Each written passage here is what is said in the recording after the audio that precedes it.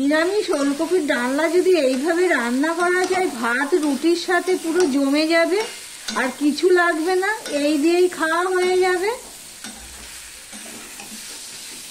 নমস্কার বন্ধুরা, আপনারা দেখছেন কুকিং হাউস অফ অনিমা। আজকে একটা নিরামিষ রেসিপি তোমাদের সাথে শেয়ার করব, সম্পূর্ণ পেঁয়াজ রসুন ছাড়া একটা রেসিপি। তার জন্য দেখো আমি দুটো ওলকপি নিয়ে নিয়েছি। এই ওলকপিগুলো আমি কেটে নেব, নিয়ে ফিরে আসছি। বন্ধুরা সঙ্গে থেকো।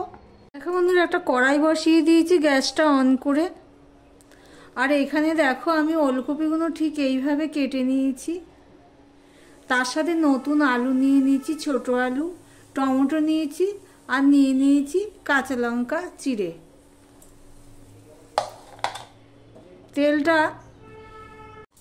তেল দিয়ে দিলাম আমি। কড়াইটা গরম হয়ে গেছে। এখানে আমি সাদা তেল দিয়েই রান্নাটা করব।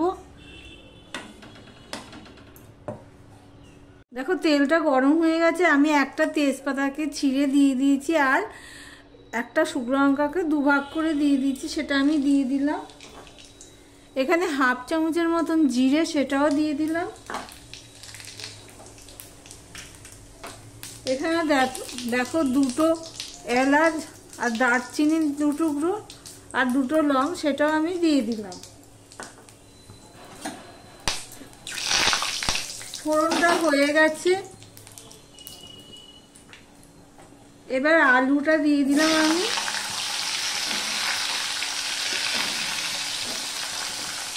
ওলকপিটাও দিয়ে দিলাম। এই পর্যন্ত যারা ভিডিওটি দেখছে একটা লাইক দিয়ে কন্টিনিউ করো।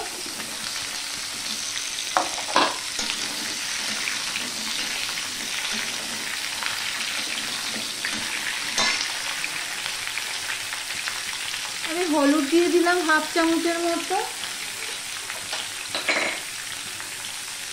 আর 1 চামচের মতন আমি নুন দিয়ে দিলাম। দেখো সম্পূর্ণটা আমি মিশিয়ে নিয়েছি। গ্যাসের ফ্লেমটা কিন্তু মিডিয়াম টু লোতে রয়েছে। এবার আমি ঢাকা দিয়ে এটা ভেজে নেব। দেখো বন্ধুরা, আমি ঢাকা দিয়েই আর ওলকপিটা আর আলুটা আমি ভেজে নিয়েছি ফোড়নের মধ্যে দিয়ে। সুন্দর একটা গন্ধ বেরোচ্ছে, আর ভাজাও হয়ে গেছে। মাঝে মাঝে আমি এইভাবে নেড়ে দিয়েছি। দেখি আলুটা, ওলকপি তো একটু শক্তই থাকে, দেখি আলুটা সিদ্ধ হয়েছে নাকি। দেখো বন্ধুরা, আলুটা পুরো সিদ্ধ হয়ে গেছে। খুন্তি দিয়ে কাটলাম, কেটে গেল। আমার ভিডিওটি যদি ভালো লেগে থাকে প্লিজ লাইক কমেন্ট শেয়ার করে দিও।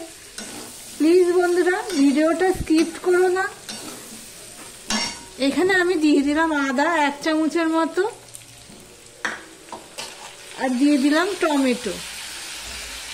এই নিরামিষ ওলকপির ডালনা যদি এইভাবে করা যায় তাহলে দারুণ খেতে হয়, আর ভাত রুটির সাথে পুরো জমে যাবে। শীতকালের একটা রেসিপি।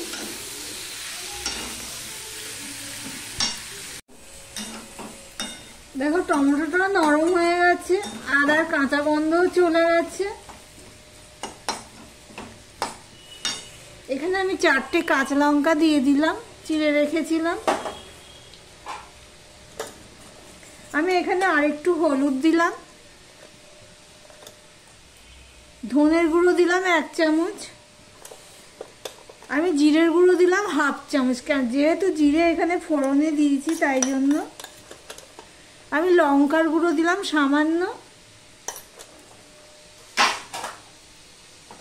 আমি অল্প একটু জল দিয়ে দিলাম।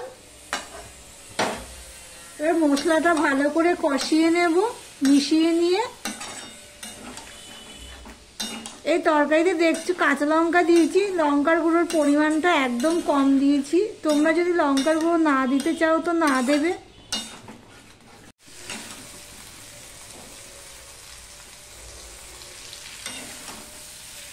দেখো মশলাটা তো সম্পূর্ণ কষানো হয়ে গেছে। আমি তখন নুন দিয়েছিলাম, আর একটু নুন লাগবে সেটা দিয়ে দিলাম, টেস্ট অনুযায়ী নুন দিয়ে দিলাম।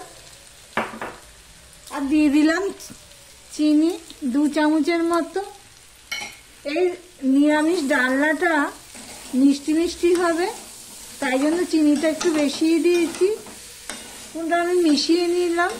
দেখছো বন্ধুরা, আমার আমার ভিডিওটি যদি ভালো লেগে থাকে লাইক কমেন্ট শেয়ার করে দিও প্লিজ। আর যারা সাবস্ক্রাইব করোনি সাবস্ক্রাইব করে পাশে থেকো। দেখো চিনি দিয়ে আমি আর একটু কষিয়ে নিয়েছি।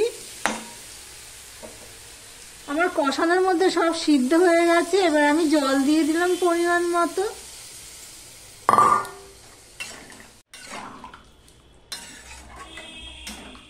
এই তরকারিটা শুকনো শুকনো হবে, তাই জন্য আমি আর জল দিলাম না। ওলকপিটাও দেখো দুভাগ করলাম, সিদ্ধ হয়ে গেছে। এবার আমি ফোটার জন্য অপেক্ষা করব। দেখো বন্ধুরা 5 থেকে 6 মিনিট পর তোমাদের সামনে আসলাম। আমি ঢাকা দিয়ে আমি ফুটিয়ে নিয়েছি মিডিয়াম টু লোতে রেখে, দেখতেই পাচ্ছ। মাঝে এসে একবার আমি এইভাবে নেড়ে দিয়েছিলাম। সম্পূর্ণ আমার সিদ্ধ হয়ে গেছে, ওলকপিটাও সিদ্ধ হয়ে গেছে সুন্দর হয়ে। এখানে তোমরা চাইলে ঘি দিতে পারো, তবে এখন ধনেপাতা আমি দিয়ে দেবো। ধনেপাতাটা দিয়ে দিলাম, দিয়ে সম্পূর্ণটা মিশিয়ে নিচ্ছি। গ্যাসটা আমি অফ করে দিলাম, সম্পূর্ণটা আমি মিশিয়ে নিলাম। আর ভিডিওটি আজকের মতন এখানেই শেষ করলাম। ঢাকা দিয়ে স্ট্যান্ডিং টাইম রেখে দিলাম।